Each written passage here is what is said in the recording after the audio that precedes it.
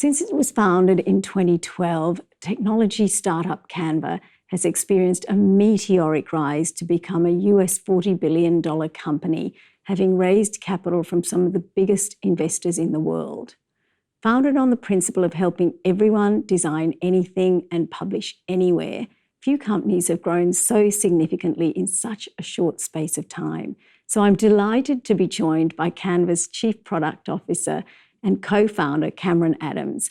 Welcome, Cameron, and thank you very much for joining the Macquarie Technology Summit. Absolute pleasure. Now, first, I'd like to start at the beginning and ask you what the vision was for Canva in those earliest years. The vision for Canva was always about empowering the world to design. We passionately believe that design can help people in innumerable ways, and they just didn't have access to it. It was really complicated to do design. It was really expensive. You needed to know these very archaic and complicated software packages. You needed to spend lots of time doing it. You needed to know where to go to get all the resources that you needed to put into your design, whether that's photos or fonts or layouts. And then you needed to know what to do with that design to actually get it printed as a business card or a poster. And we knew that we could get that into everyone's hands in the world rather than it just being this very small 1% of the world. And I think over the last 10 years, we've seen how powerful it is to actually put design in the hands of everyone. And we've seen amazing results from it. Wow, that's a great story. And so Canva's story is one of disruption, and now having revolutionized design and the publishing space. Do you think of yourselves as disruptors, and how have the incumbents been responding to you? I think we very much think of ourselves as innovators. We've tapped into this audience who just didn't have anything that serves them before. And it has really unlocked the capabilities of so many people around the world, whether that's students or teachers or someone starting their first business or someone buried deep within the marketing department of some huge company. Like, they've all discovered what design can do, and it's allowed them to do things they couldn't do before. It's given them a path that just wasn't being served. So I wouldn't consider ourselves to be tackling a competitor or taking market share away from someone. We're creating this entirely new sphere, which Canva has really created and which we've capitalized on and grown. And the number of areas that design can help out now just continues to multiply. And we're astounded by all the different stories that we get of people using Canva and using design in really unique and innovative ways that we never even thought of before. That's amazing in terms of, the space no one had identified that you've basically gone and created and filled. Yeah. Now, you're the Chief Product Officer. So what's the technology behind Canva's products, and what tech innovations are you excited about in terms of the future now, and what you're bringing next for your customers? So I think we were very fortunate when we kicked off Canva in 2012. The web had been around for a while, but it was still maturing. And particularly the technology base of the internet was just coming to its own.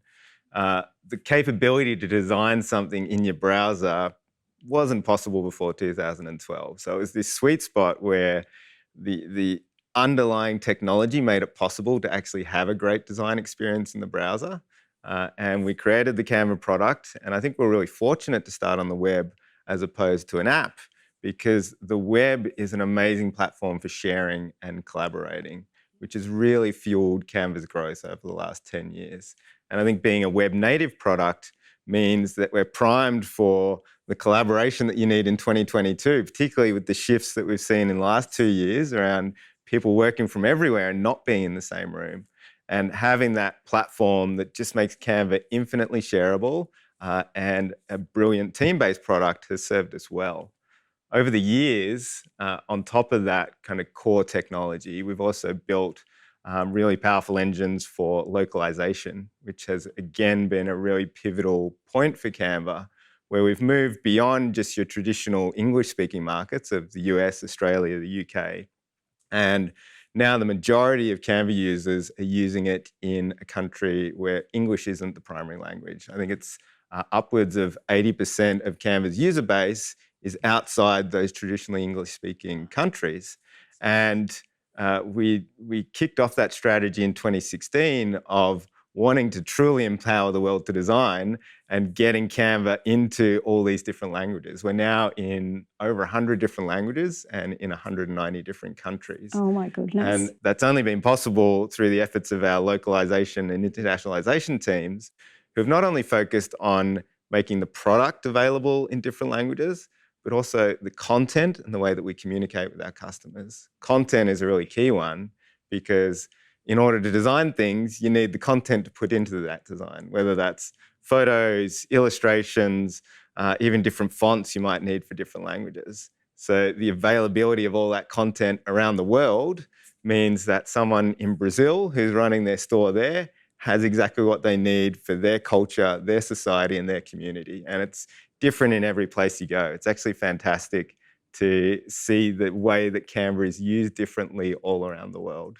That's amazing because, like Macquarie, you started out as an Australian company and now you've completely globalised, and we've all had to approach differently how we deliver in each of those markets. So we were talking a little bit earlier about the offices you have around the world, where you're located and why you chose to, and went for early on to China. So what do you do in terms of responding with people on the ground and things in terms of your footprint to understand each local market? Yeah, we think both strategically and also reactively. So often you'll see patterns emerge that you hadn't expected before and you need to respond to them. A good example of that is Brazil, where we hadn't really thought of Brazil as a huge growth market before, but it's now one of our top 5 countries for usage. So in terms of localization and translation, that has been a massive focus. Getting into Brazilian Portuguese has been with massive Brazilian for us. staff you've got? We've got a very small team there, but thinking about the types of people that we bring on and how they can feed into the Brazilian market has been really important. Our very first office outside of Sydney was in the Philippines. And again, that kind of arrived organically because this was way back when we were probably 5 or 10 people working at Canva. We needed someone to help out, and we discovered someone, and they were brilliant. They helped us, fill out our spreadsheets, organize a bunch of stuff, and we asked them where they were from, and it turned out they're in the Philippines. So we started investigating it more and discovered a brilliant team there who were ready to go. And they became our very first customer happiness team. And Manila has now grown from this team of 5 people working in a co-working space to now we have an office there that fits 600 people. They've just opened up again after the pandemic, and it's been brilliant to see people coming back into that space again. And, the world has become much more connected with technology in our working careers. You've talked about the rise of the visual commentator. And I know during the pandemic, this has become even more important as we have had to all connect remotely. I was just curious from Canva's perspective, how you're seeing technology like Canva play a role in the future of work now that we've learned we can work without having to physically be together as much. Yeah, over the last 10 years, visual communication has just become so incredibly important and started permeating everything. Kind of started off, I think, on social media, and that was where our foundational user base was. And you started seeing things like Instagram and Pinterest come to the fore. And I think that moved people from the internet being primarily a text-based communication medium to one that included images and video. And you started seeing people communicating in very different ways. And over the last 10 years, we've drilled into that as Canva's the perfect platform for that. And we saw immense growth for our presentations product over the last 2 years. It was growing phenomenally before that, but we just saw it hockey stick once COVID began. And we've actually had over 700 million presentations created on Canva now. And it's primarily because people are looking for new ways to communicate. They need to cut through all the flood of information that's coming in now. And whether that's when you're working at school as a student or a teacher, or you're working in a big workplace like Macquarie, you need to communicate your ideas and rally people and get them behind you. And having an awesome presentation is one way to do that, which Canva does in a really unique way. But we're also thinking about things like video. We kicked off a video product a couple of years ago, and that has grown from 0 users to over 16 million users now. And we've had, I think, 400 million videos published on Canva in that time. Wow. And it just shows this real shift in the way that people are communicating and how they consume information. And we're seeing that in the workplace, that you're seeing these kind of mashups between presentations and videos. We launched a feature called Talking Presentations, where you can record yourself giving the presentation and then share that with anyone around the world. And that's had a fantastic response. And it's highlighted to us this blurring of the lines between traditional ways of communicating. And it's really important now to engage your audience, communicate clearly, create this narrative and a proper story. And really, visual presentations and videos let you do that. And we think that'll be an increasing trend in the workplace. Yeah, I'm sure it will. And, it's just amazing to hear how you've empowered people from, businesses like ours right through to kids like my daughter in terms of engaging and communicating in this new digitally connected world. But one of the things that all requires is money, of course, being in the financial services sector. And I was mentioning at the beginning how successful you've been in raising money from the biggest investors in the world. But I'm sure early on it was tough and you had a lot of closed doors you had to break through. So interested to hear a bit about that journey and what lessons there are for others who want to pursue this path. Yes, our relationship with investors has changed dramatically over the last 10 years. For our very first round, we pitched to well over 100 different investors before we actually managed to pull a round together. Family and friends. Yes, that started off in America. We tried here in Australia, and it was really hard at the time because the venture capital scene was quite immature. Funds like Blackbird hadn't even started yet. So we needed to go to the States to find people who were willing to back our vision and understood the type of growth that we were talking about. Fortunately, we landed a few, and that very first investment round, we ended up with about half American, half Australian. And Blackbird actually just kicked off right at that time, and we were very fortunate to have them come into our first round. Since then, I think us showing how capable we were at building a product and a company, and also the meteoric growth that we've experienced. The relationship we have now with investors is a lot different. We can pick and choose and find the investors who are really fitting with where we want to go and what we want to achieve. So it's a lot less desperate now. So now you've achieved a decent level of success, I guess you can start looking at the bigger problems of the world, and climate change is one of those that I know you and we are passionate about. What are some of the things Canva is looking to do in addressing this, what is really one of the biggest challenges of our generations? Firstly, I love the focus that you personally have put on climate change. The work that Macquarie's done has been amazing. And for us, we very much see ourselves as being a responsible citizen of the world in looking after how we can impact it and making sure that our company is running in a sustainable way. I think the last government that we had in Australia was very reticent to take any action on climate change. So we very much saw the responsibility for us as a leading organisation who has a voice to make sure that not only we were dealing with our own climate change impact, but communicating that out and finding solutions for it at a broader level. Within Canva, we set ourselves the goal of being net zero by 2023, and we actually hit that in 2021. Well done. So 100% of our global operations and our print services are entirely offset by 100% verified nature-based credits. And we've focused a lot on renewable energy. So here in Australia, all our operations are powered entirely by renewable energy, and we've set up a power purchase agreement to make sure that it is actually coming from the right sources. And we're setting up similar arrangements for our offices all around the world. We've looked a lot at our print services, which make up a large part of our emissions. And we're working with our partners over the next few years to phase out emissions there as well. We think also a lot about going beyond net zero. So not just about equalizing out your emissions, but what can you do beyond that? And we've set up a few schemes to look at the impacts we're having through the projects that we're funding.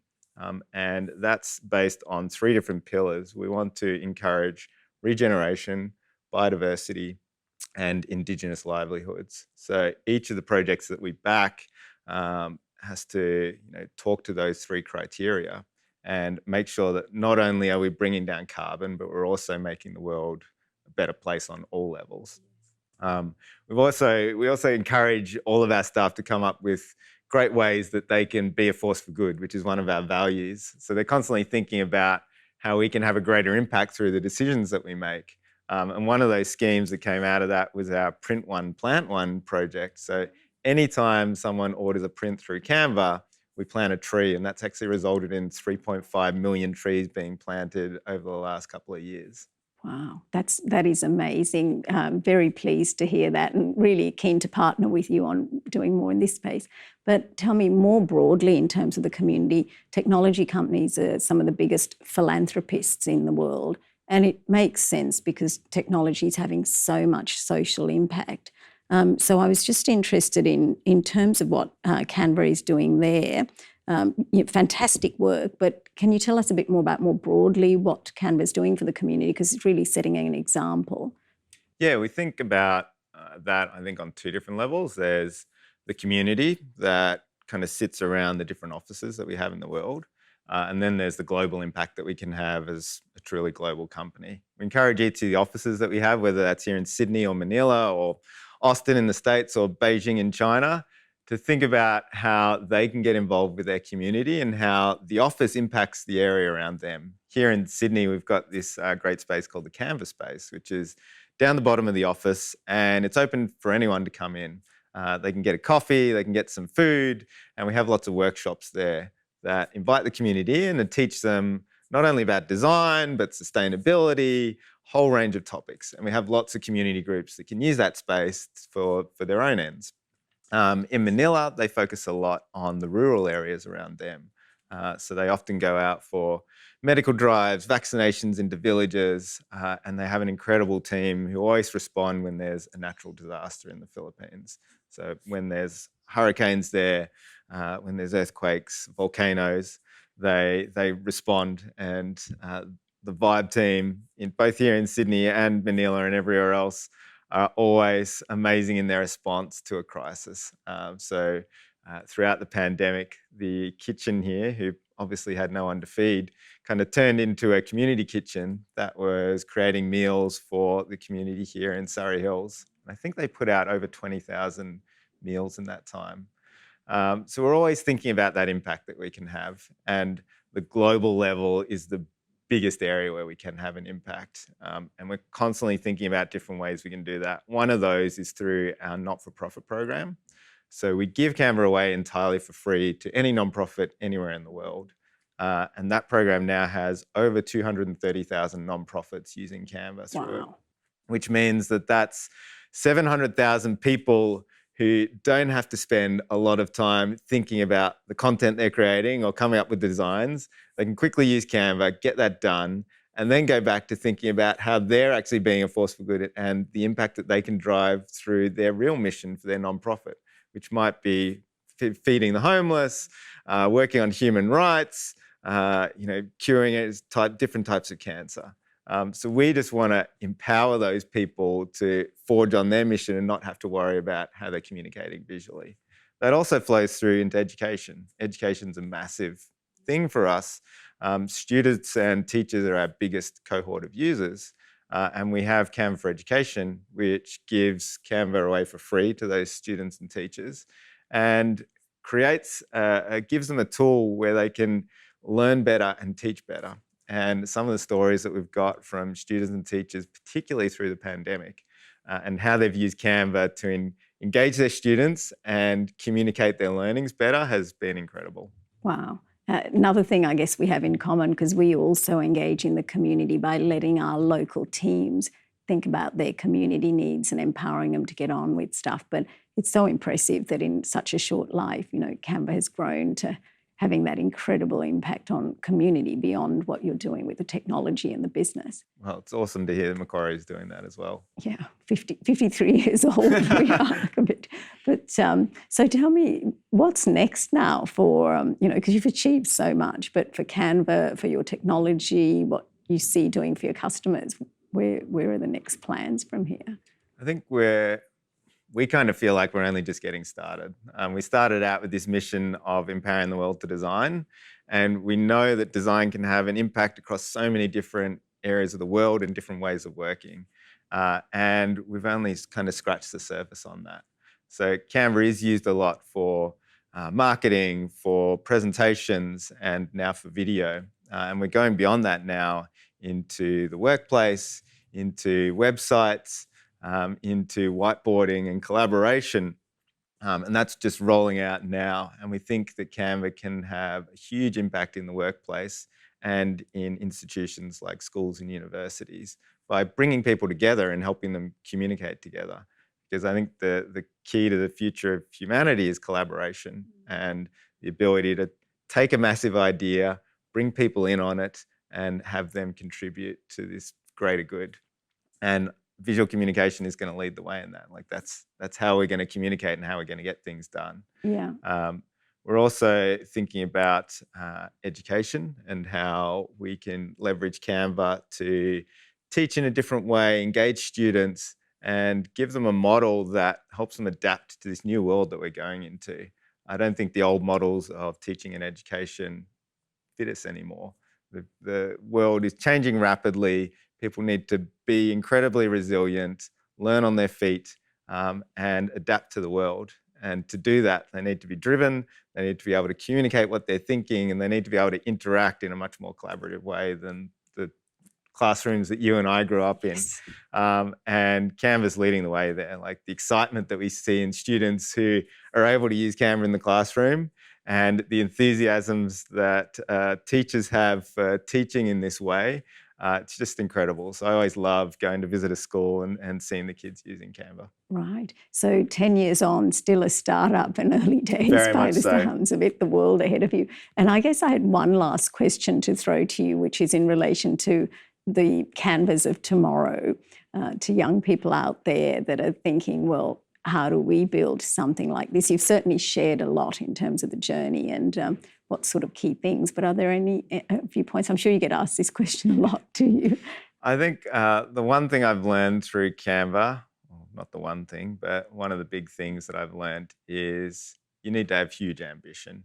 If you can't set this inspiring vision for people, they're not going to come along with you. So having that vision, daring to dream, as cliche as it is, but understanding that you then need to figure out how to take the steps to get there. It's not just enough to have that dream, you then need to practically put it into place. And I think you learn a lot of that by doing it. If we went to investors with the pitch for Canva and no idea of how to do it, we never would have got any money. But putting in place the team, the skills, the right resources that we needed let us do that. And Canva started from a very small place. It was just 3 people in a room. Now we're 3,000 people around the world. And I think it's possible to do that from Australia and probably to do it from anywhere nowadays. You just need to inspire people and bring them along on the journey with you. Well done, because you certainly have inspired a lot of people, and it's incredible what 3 of you early on in a room and now 3,000 of you are getting done. So huge congratulations and thank you so much for joining us. Thank you, Shamara.